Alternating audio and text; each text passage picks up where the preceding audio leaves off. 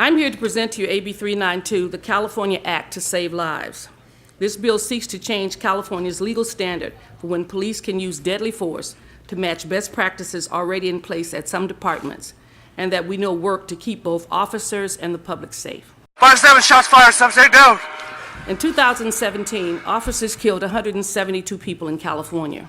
Most of those were unarmed. Of the 15 police departments with the highest per capita rates of police killings in the nation, 5 of them are in California: Bakersfield, Stockton, Long Beach, Santa Ana, and San Bernardino. In 2015, police in Kern County killed more people per capita than any other U.S. county. Current law results in officers killing civilians far more often than is necessary, leaving many families and communities devastated and the general public less safe. These tragedies disproportionately impact communities of color. Studies show police killed unarmed young black men at more than 20 times the rate they kill young white men.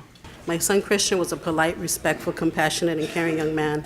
I last saw him for dinner the night before he was killed. Before he left, he told me he was going to a friend's house and said goodnight, and he loved me. Little did I know I would never hear those words ever again. I'm here today to ask you to pass AB 392 out of this committee. On April 5, 2018, my cousin died in a sea of police bullets in a Walmart parking lot in Barstow. 4 officers fired 30 shots at Deontay at the car he was driving and tasing him and leaving him to choke on his own blood. So what does that say about our policing in California and America?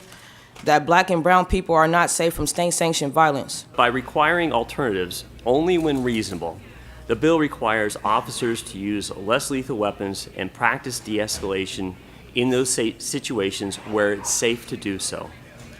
In doing that, the bill is a substantial improvement on existing law.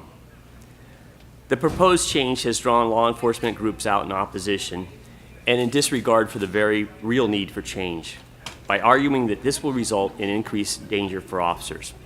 I believe they are wrong. Officers are trained in target identification and have practiced shoot, don't shoot scenarios and should know what they are shooting and why.